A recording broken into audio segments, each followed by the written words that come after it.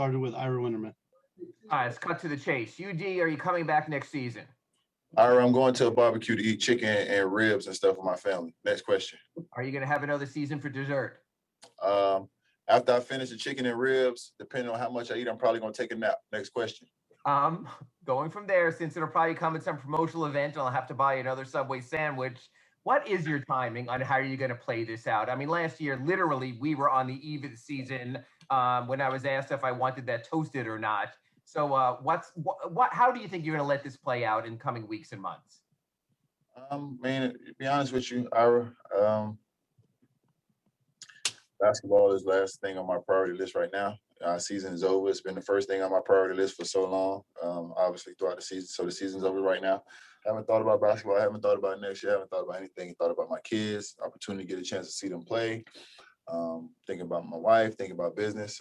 So obviously, like I said, me and Spo have a time to have our conversations, and we'll make our decision from there.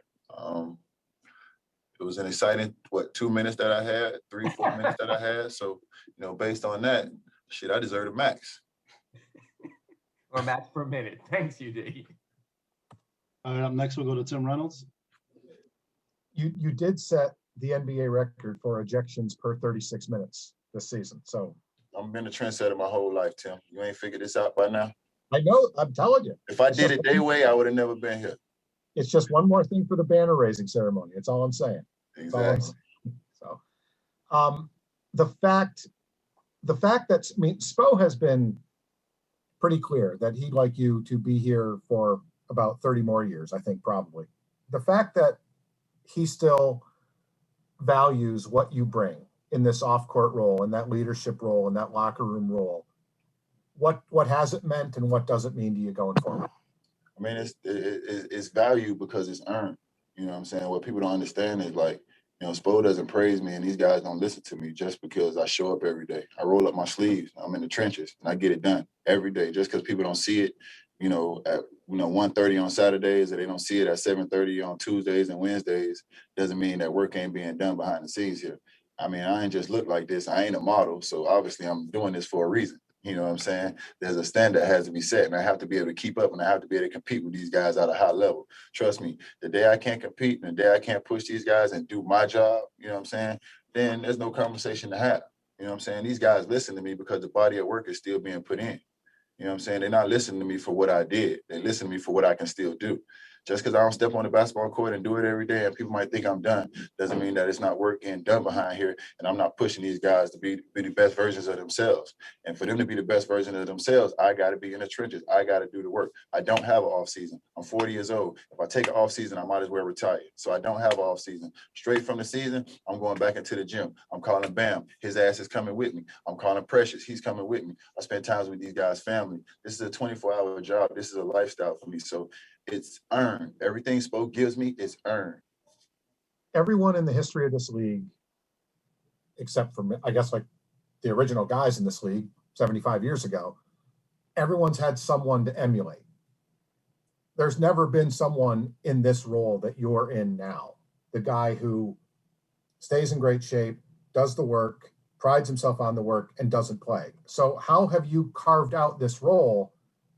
You're one of one. That's why when I get those minutes, y'all see I can still do some shit out there.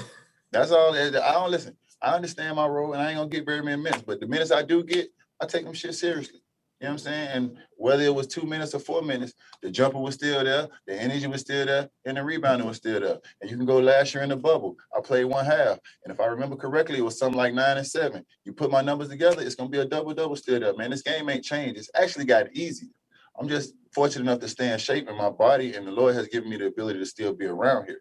But I can still play this game. People just don't understand the sacrifice of somebody like me who can still play this game and have to sit there every night and put into other people and get that out of other people and don't get the physical attributes of it themselves. People can't fathom that kind of sacrifice, but people won't do it. I'm fine with it. I'm fine with it. If I see Bam doing his job, if I see James Johnson when he was here doing his job, if I see Tyler Johnson when he was here doing his job, if I see Hassan Whiteside, if I see Deion Waiters, I'm fine with it. These guys were the best version of themselves when they were here in the Miami Heat uniform. It's not an accident. That's not a coincidence. I am earning everything that I'm given from Spo, his coaching staff, and these players. How long do you, last one for me, how long do you give yourself? I mean, you said there's no off season. I'm sure you take a little. No, I'm bit. going to the gym tomorrow, Tim. I'm not playing. Seriously. Yes. Are you making Bam go with you tomorrow? I might give him a little time, but I'm going. Like I said, this is my life. Like it's a lifestyle for me. I am 40. I don't have the ability to take off as much time as those young guys have. I don't. It's just not. It's not for me anymore. I used to take a month off, 2 months off. I take a month or two off. I might as well come over there with you and push pins and talk shit, Tim. Maybe just talk shit. No, I got to write some shit too. You know, you write a lot of shit. I'll write down shit too. I got to do everything. I want the full effect. I want to write it. I want to talk it. I want to be in the Zooms. Like if I stop playing and start working out, man, literally, I might as well find another profession. You know, my body won't go back. You don't want a journalism veterans minimum. I'm telling you right now. No, I would love to be in journalism so I can talk about Ira and you and everybody else the same way y'all talk about us. I'd light y'all ass up if I was in y'all spot. Thank you, Udonis. All right, next we'll go to Brandon Tobin. Udonis, Bam's been open about how much you've challenged him this year to grow as a leader. What did you think of the job that he did growing as a leader this year, and what more do you want to see from him? He did a great job, man. You know what I'm saying? Bam evolved as a man, as a basketball player, as a leader. But as you see, we still have work to do. You know what I'm saying? He still has work to do. And I'm looking forward to the opportunity to spend a lot of time with him this summer. For me, the opportunity to be around Bam is more so, not just of a basketball aspect. I take the opportunity to be around Bam as a big brother, somewhat as a father figure. You know what I'm saying? I love the relationship that he has with his mom, and I just see, so much in that love, that I have for my mom. So, the relationship that I have with Bam is a real personal relationship, man. I just want to see Bam succeed on all levels. So, I'll spend a lot of time with Bam this summer, on a lot of different things. Basketball being one of them, but, we have a great coaching staff here, Malik and those guys, they're going to spend a lot of time with him. And then it comes to me to fill it up from the back end and challenge him, every day, every day. All right, next we go to Anthony Chen. AUD. This season was obviously so unique. How beneficial do you think this full off season will be for the young guys on this team, whether it be Precious, KZ finally get a summer league, entering his third season. He hasn't even played in summer league yet because of all the unique circumstances. Like how beneficial do you think this full off season could be for the guys after, such a short break last year? I'm never one for excuses, and I won't give us any excuses. But as a young player, summertime development is very, very important. What type of player you're capable of being. We all see, the abilities and the ceiling of a KZ and the ceiling of a Tyler and the ceiling of a Precious, and we all see what these guys can do, and we see flashes of these things. But people really don't understand, how spending an entire full summer in the gym with our coaching staff and the way we work and the way we grind, can really develop a young player. You look at the history of the players that the Miami Heat has developed, and the list can just go on and on. So, with a full summer, here, with the Miami Heat, with the staff, I'm looking for these guys to definitely come out different basketball players, better basketball players, and be able to contribute. And I had one more. I know you've said you're not interested in coaching, but after kind of seeing your close friend and a former teammate, Karan, kind of be in that position, have your thoughts on that changed at all as far as? Why don't you ask me about my close friend being the owner? But instead of asking me about my coach friend being a coach, you could ask me that question. I said I never wanted to coach. I never said I didn't want to be an owner. Okay. So being an owner intrigues you. Once again, I never said I wanted to coach. I got a friend that's an owner too. You could ask me that question, Anthony, but you asked me about the coaching question. I'd have told you 10 times. So this is going to be the 11th. I don't want to coach. Good. Thank you, ZD. And next we go to Shannon Irish. Hi, UD. How you doing, Shannon? Good. And yourself? Good. I just want to know. Be nice to you, Shannon. You don't get the treatment these other guys get.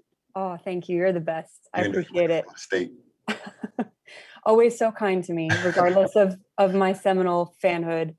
I just want to know, after, an inconsistent season with a lot of challenges for you guys on and off the court, an ending that wasn't ideal, what is one or maybe two moments that you take away from this season that's positive, that you really loved? The team fights to the end. You know what I'm saying? People don't understand, everything that we went through this year as far as, really not having a summer and playing basically 2 seasons back to back. The injuries with COVID and traveling, We never made excuses. We never made excuses, and we're not going to make excuses. And that's the one thing I'm most proud about these guys, that we don't make excuses. We got to get better. We got work to do, and we took our whipping like a man.